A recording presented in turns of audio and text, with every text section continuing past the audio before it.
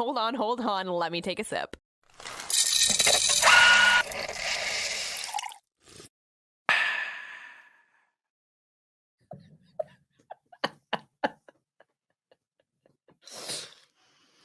Take two. Oh my God. Tori and I are sitting over here talking for the last 15 minutes and we're not recording. We're not doing anything. We're just talking to each other on a camera. Which That was a great dress rehearsal. Good job. So good.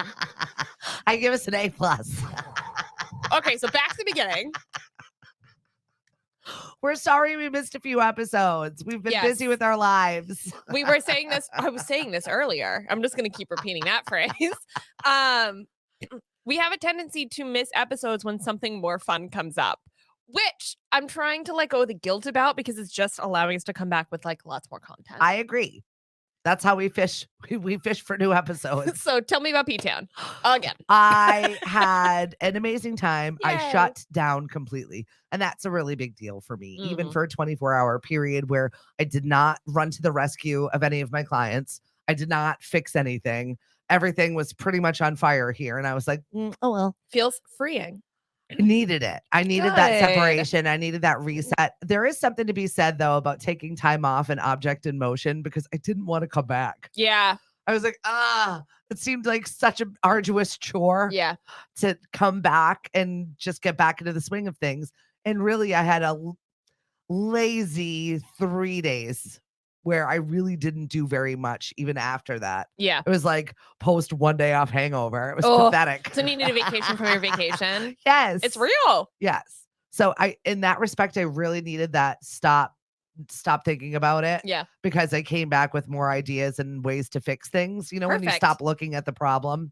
Yeah, when you take a step back from it and you're not looking at the individualized pieces, right? And you see things overall, it kind of creates some clarity. Because sometimes when you're in it, you just can't see what's right in front of your eyeballs. So taking a piece away from that was really good for me. Clearly not good for my husband because we're in our biannual fight again. So your biannual threat of divorce? Yeah, I'm leaving him. I had enough. I told him, don't even look at me. We're divorcing. I so need space, and the man does not allow for it at all, ever. I just feel like a divorce is a little extreme in wanting, like, that's a lot of space. He's an annoying fighter though, because he'll be like, all of a sudden he'll just like clam up, and I'm like, oh great, silent treatment. It's like it's a formula. It's a silent treatment day. Wow, I forget what it's like to be in a relationship and to like know somebody's fighting patterns. Right? Oh God, it's exhausting because I'm like, oh great, I'm in for it for 5 days. Like I know the pattern. I know I'm in for it for it's full 5 days. 5 days? Yes. Oh my God, the last little tiff I had, I was being a complete annoying jerk to a friend. I like of that mine. you're admitting this. Oh my right God, now. no, I was like stressed out about other stuff and like completely took it out on them. I appreciate that. That's big. It takes me hours. And then I'm like, oh, I take hours. I'm the asshole. I'm going to communicate. But I also like, clearly this came from something. She didn't need to go on Reddit. Where my needs are. Am I the asshole? No, I'm very aware. And then I saw them later and I was like, no, that was on me. I was being annoying. So we've got our silence day. Then we have a day of short answers. Then we have a day of where he's just decided to unleash his whole formulated argument for all of his points. Mm-hmm. And then it's a full day of give me an example then. Give me an example then. Well, so what I'm hearing is like progress and communication and of some kind, like. Sure. No. Communication is the wrong word, but I'm hearing progress. I'm hearing like transitional. So yesterday was volley day where it was all coming back at me. Oh, you. It's all about you. Heard. Can we move on now? So, but he won't let me. Yeah. Have you just said like, listen, I understand that like my spontaneous taking off is really inconvenient for you. And sometimes for my own sanity, I just need to. Yes. And I'm sorry that that's awful. And then I get, you're selfish. I would never do that. Well, he's just a different personality. He needs 2 years to plan a day off. Yeah, but even if I gave him the 2 years, I still wouldn't do it right. Well, what you could have done was blah, blah, No, blah. but I mean for him, if he's going to take a day, if he's going to take a vacation, he like plans it out. He's not going to go anywhere. He's not fun. He's not. I mean, he can be fun in the moment when we're doing stuff together, but he's not like, you know what? I'm going to go off and do this fun, cool thing. You just have different. We're very different. You have different levels of fun that you like. Yeah. You know, you're the more spontaneous. I'm gonna go do this crazy thing and like let off some steam kind of fun. Yes. And he finds fun in work. He finds fun in progress. He should know my crazy by now, though. It's been 20 years. Yeah, that's true. I need to just snap and do things. For sure. I don't think you need to like threaten him like, I'm not gonna re-up your contract unless. I don't think he deserves it. Oh my God, that is so not true. Take that back. I don't know. He's gonna have to work for it. Oh my God. Because he's annoyed for a couple days because he went to P-Town. I'm just very annoyed with the non-progress in everything and every facet of my life right now. Oh, okay. So then that's fair. Right. It's so do you think maybe that I need to do something to change it up? You're just like taking out on your husband, like, this is the thing I'm gonna change. I'm gonna get rid of you. I don't know. I don't know. I really don't. I'm just so aggravated. We can't get rid of him. I know, obviously. Okay, just so that's clear. I'd like to think of a world where no, I'm kidding. I don't see it without him. So it's fine. I just really wish that he would stop being so needy. Therapy? Couple therapy? No, talk therapy doesn't work. You know this. It does though. It might. I just need to change my station a little bit, and so does he. We'll get through it eventually, but every talk therapy, it makes it worse for us because we have a Pandora's box of a past, and it's always something. Like there's always someone looking for something. You just have things that you shove down and just ignore, and if you bring back up, it causes more problems. No, it's just like it's not. Neither one of us are ever going to be satisfied with the answer or how it went down. So bringing it back is not going to like neatly fold it. This is wow, not it's a stack. This is not very good marketing for a good relationship. I like disagree. Think about like dating. And like, do I want to like stop? Do I want to like move from dating casually to dating seriously? I think you just like, need to accept it sometimes. Up. Yeah, you just need to accept it sometimes. Accept what? Anything. That it's miserable? No, it's not always miserable. Always. It is not always miserable. It's not. It's just like the changing of the seasons. Like when you have this stack of stuff and you're like, this again. Yeah. All right, here we go. Let's unpack the boxes. Let's put it neatly on the shelf. Let's creatively make this look good in this display. And then you know what's going to happen. Yeah. You love that season. You ride that season. Things get messy. You neaten them up. And then it's time for another season again. That is relationships. I'm understanding this metaphor. Well, that's why I gave it to you. Yeah. Because that's kind of what relationships are like. Okay, so we can move on from wanting to divorce. Yeah, fine. We'll get through it. It's just once again. We can't live with seasonal change. We can't live with a barista. No, honestly. We can't. Who else is going to do the things I don't want to do? I mean, let's be honest. When none of my technology's working, I'm like, Dad. Oh, fix it. Thanks. All right, let's get into what's roasting. Yes, please. Tina Turner. Very sad. I wasn't expecting it. No, nobody knew she was sick. 83. I mean, she's 83, so I mean, she lived a great life other than we knew enough. Abused. I knew enough to put her on my death league, but she was not my like bonus point. I like that you have a death league. I'm doing real well with her now. She's actually the only one that has gone on my death league. So I'm not doing that well, but you actually had her on the radar though. Yeah, I did. I don't know why. Well, she's older. Well, because of her age too. So the way our death league works is like if it's a younger person, you get more points. So the other people on people's list have been older in their 90s. So Tina Turner was great for me because she was in her 80s. Wow, this sounds so terrible. Well, I'm not like trying to like make her death a game. But. Well, I did move her over into my music bingo list that is dead people. So that's always fun. Oh, and it was really funny. Every time I add somebody new, I'll pull out the these people are all dead bingo. And then someone will be listening. They'll look up. Yes, they're all dead. It's just funny to watch that click, especially when it's somebody new. Yeah. Then they're listening through and they're trying to figure out the theme of the game. I have never gotten a single theme in your bingo. Ever. No? Never gotten a single one. Well, which is like, I have an inside track and I know your brain. Why don't I? Why? right? I don't know what's wrong with me. Anyway, Tina Turner, 180 million albums sold, 12 Grammys. Incredible. And the sold out nicest stadiums. legs. Yeah. So nice. We're talking about Carrie Underwood. She's got good ones too, but Tina Turner's just, I mean, for her skin age, tone right? of Tina Turner was always like the gold. And like she just shimmered. She had nice legs till the end. Like there was never a period where they like got all like white and splotchy like mine.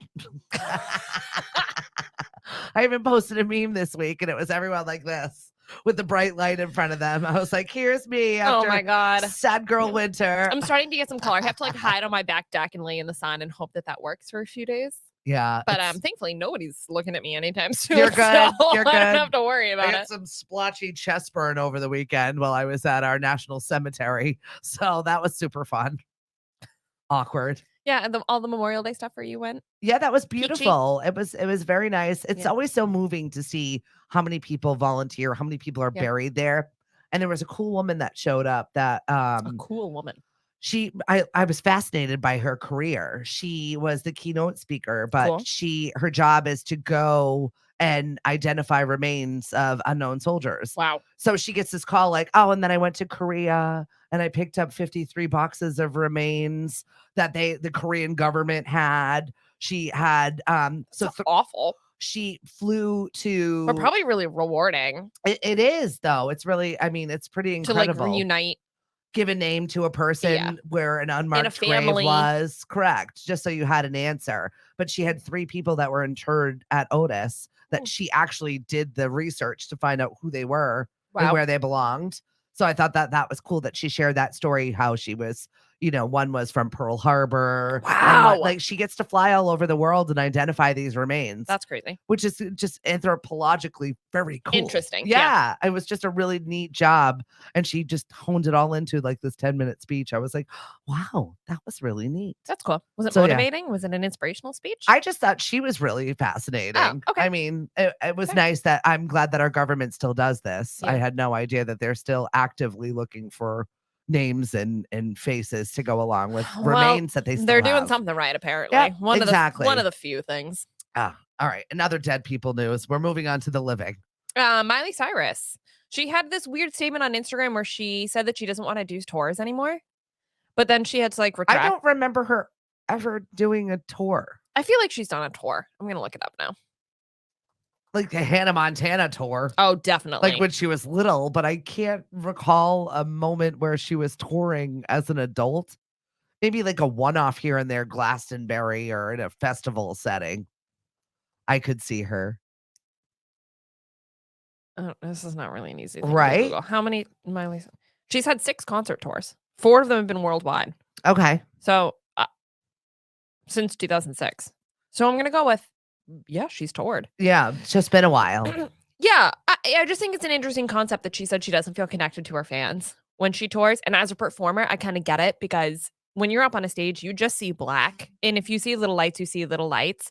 But especially when there's so many people, it becomes just a wall or just a screen or you can't connect with one individual person. And of course, there's the like people in front of you. But even then, it doesn't really like quite hit home.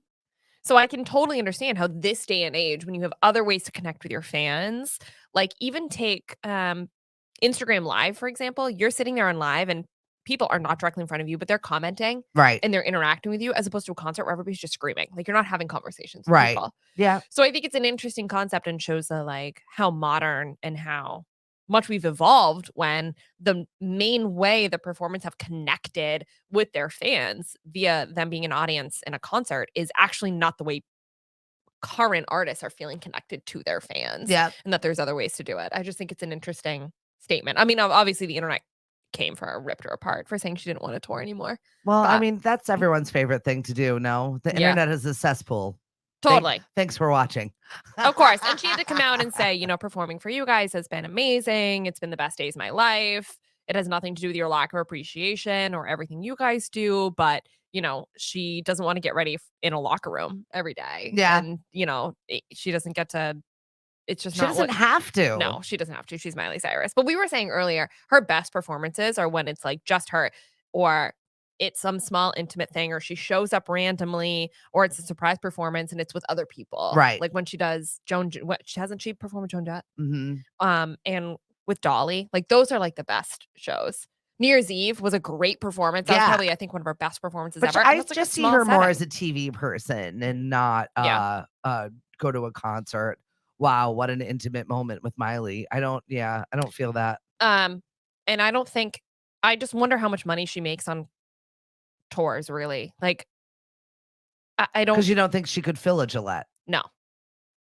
Maybe the Garden in like Mansfield, but like I don't think she could fill. Like, not to say that if you're touring the Boston Garden, right? Like you're not making a ton of money, but I think for some reason I just don't think Miley carries that amount of fan base as like a Tina Turner or a Taylor Swift. I feel like everybody likes her, but not enough to go see her in a show.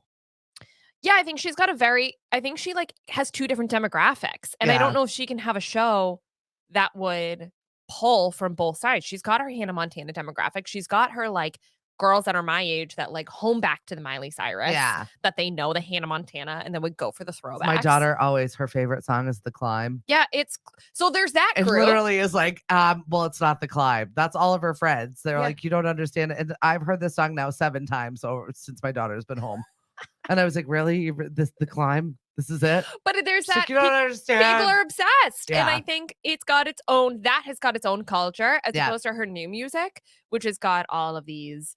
It's much more rock, it's much more punk, it's much more exposed, I think, in a huge way. I think those are two different demographics. And I don't know if the two of them can meld together. She can meld a show together to fill out a stadium. Yeah, I doubt it. Curious. I like where you're going with that. We got to talk about this because I feel as if it was a one-upper conversation. Did the internet know this when we pinned them against each other on Twitter? They had to have. Like, or this just seems so random. And ironic. Robert De Niro's got nothing on Al Pacino. The 82-year-old and his girlfriend are a month away from giving birth. You heard me, 82 years old with his 29-year-old girlfriend about to give birth 1 month away. So she was clearly pregnant when the whole Robert De Niro information came out. Totally. And they were probably like, oh no. Like, totally. Let him go first. Or do you think they were texting each other like, who wants to announce this first? Oh, that's hysterical. We're going to be stuck in this together. So I would have, if I was him, I would have just pushed it out same day. But the press photo that they released, I really wish I could like throw it in here right now just so that you could see it because it's so hideous. He looks bad. She looks great. He looks bad. What?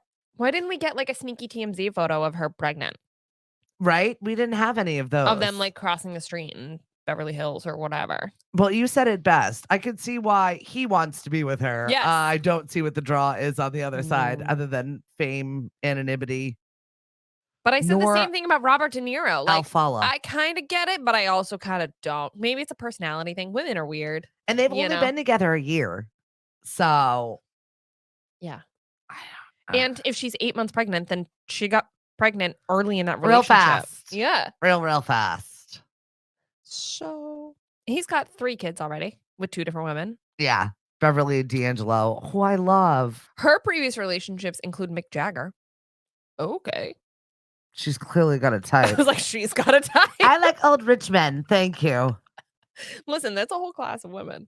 Yeah. Yeah. I mean, hey, you like daddies. That's your thing. We were saying that about Amazon founder's wife. Oh, fiance.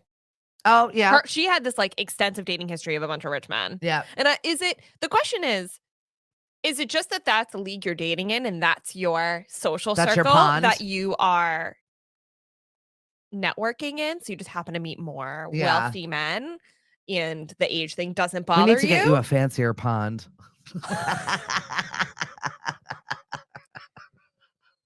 A fancier one. I don't know. Good for them. A little more sparkly things. Yeah, I agree. Yeah. Mm-hmm. More gems in there. Yeah, and oysters with pearls. In a man that wants to like put an entire bust of me on the front of his boat. Why not? Those are aspirations. Actually, not on Cape Cod. Yeah, no. JK. No. You'll be looking like you're hanging out with Johnny Shea over at Trader Ed's. No. Hey, Johnny. Oh my God. Don't get on that boat, girls. Don't get on that boat. Don't do it. Moving on, Netflix has started rolling out that you have to pay to share. Right. It hasn't hit my ex's account. Yeah, I'm like, I haven't seen that happen yet. For now. It's bad enough we're paying for every damn service there is. And the price difference is like $7.99 for one account, $6.99 for another. Like, yeah, we should get a discount or a family plan. It should be like $2.99. Like, right. You're making it impossible.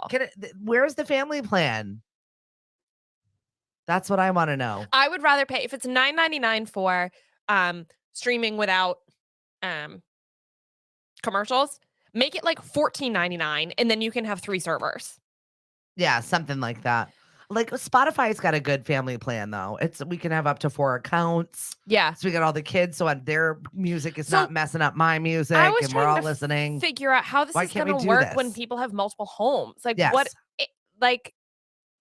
We joke about it with my dad, who goes to Maine for 4 months out of the year. Like, are you going to have to come home just to get your net? Because it's like you have to log in, sign out every and 30 sign days. in. That's so annoying. I barely know any passwords, and I'm constantly signing in things, and I don't know whether it's spam. What is it, like every 30 days or something? You have to log back in. And yeah, I don't know how that's going to work. We're not a fan. And can we jury rig it? Does it have to be the IP address of your computer has to hit your home network, or can I log in on my device for my dad with his account information? No, that doesn't make sense anyway. No, I don't like it.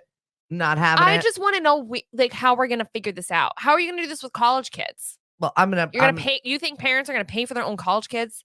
We should all Netflix just account? Cut Netflix because they're not making anything new anyway. No, the writer's strike is still not over. I actually haven't really watched anything on Netflix recently that I've been into. Either.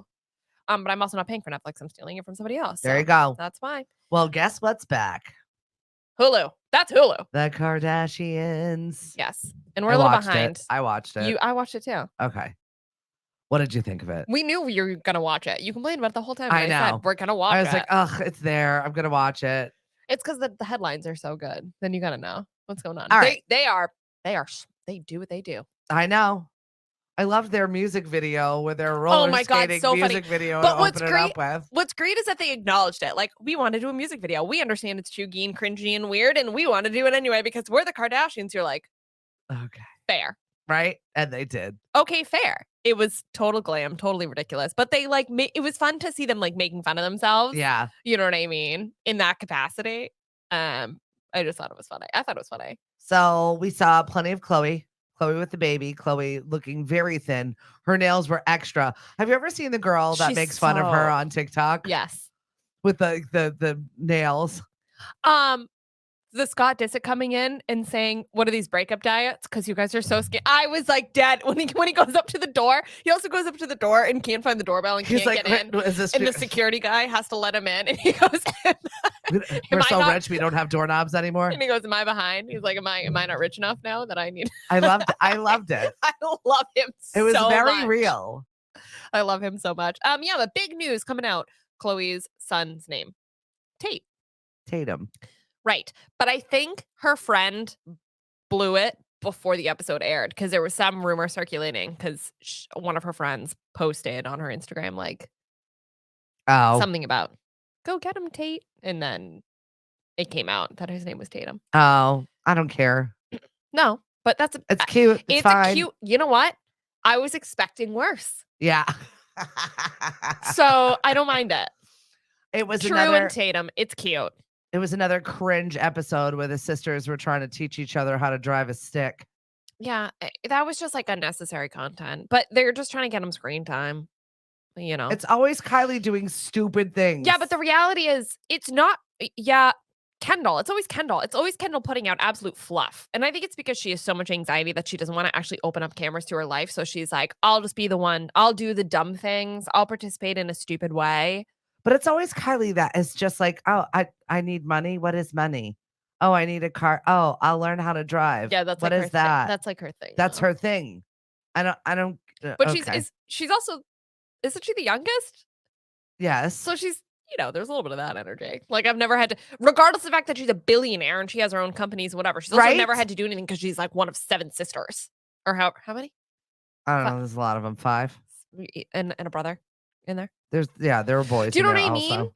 Like she's never had to do anything anyway. No one's counting Brody to help do anything. That's right there. Okay.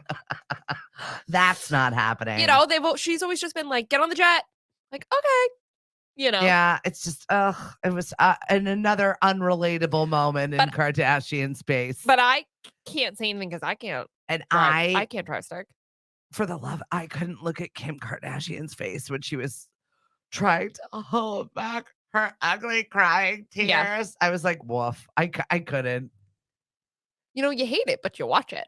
I'm watching it going, why? I wanted to throw things at the television with the fake cry. Opened it right up by being like, last time when we closed out season 2, you were still dating somebody. Yeah, right. And she was like, yeah, no, I'm single. I was like, I thought that was relatable. I was like, yeah, girl, I get it. She's like, oh, I was? I was like, shut up. Well, probably by the time they like closed the relationship, closed the season, watched the season, started the new season again. I'm sure it's so much time where she's like, oh yeah, that was happening. So you wanted to share her confessional interview space with Kim. You liked it?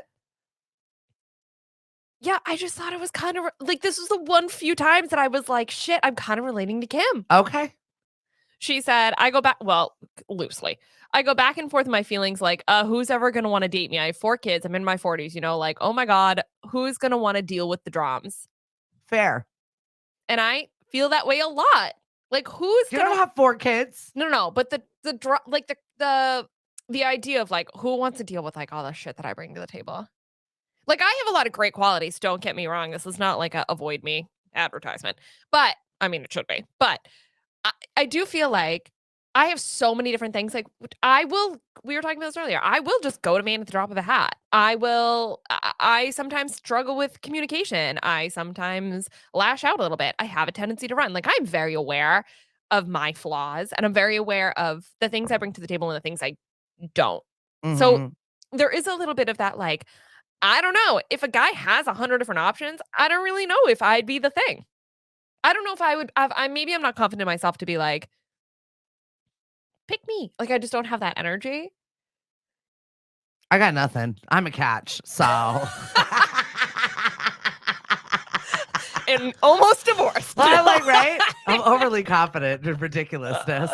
I see it exhibited in my son also, who is just gives no fucks and walks around like, whatever, I'm great. If you don't like me, you're not coming with me. I related to that statement. Who's going to want to deal with me? Who's going to want to deal with the drums? Now, mind you, like, I don't have like Kim Kardashian I do get drama, but like, you know, we talked about this. Like, I got baggage. I got things, you know, but then she did go on to say, but my person will be like, fuck all that. It's going to be hard, but we're together and we're going to do this. Maybe that's where my hesitation is. Cause I have lack of faith. Yeah, and you just got to jump. No. She's like, absolutely not. We'll jump later. You just got to do the thing. All right, hit me with the weird news. I don't know if I really want to get into this weird news. Can we Okay. Ooh, I was going to take a sip. Take a sip. Take a sip. You take a sip. Man rescued deodorant as it got lost in his rectum. Whoa. This is a far left. Foreign body fetish. Yeah, this is a thing. Why do I know this is a thing? That's a great question, but I know this is I love that you're interviewing yourself. Please talk. I don't mean to. I loved it. Continue. No, Why do I know this is a thing? That's a great question. Do more of that. A grown man had to be rushed to the emergency room into emergency surgery after he got a can stuck in his can. A can? Mm-hmm. It's canned deodorant? Mm-hmm. Well, that makes a little more sense. I was thinking like the other kind. How far do you need to stick it up there before you lose things? Yeah. I have so many questions. Kind of impressive. How far? Far. Yeah. Yeah, that's like Apparently, retained rectal foreign bodies dates back to the 16th century, where they're first reported. This is, I think, a thing. Modern Era was published in 1919. ER docs. That's still so long ago. 1990 is still 100 years ago. One especially bizarre case earlier this month where a Czech Republic man died with a ping pong ball up there.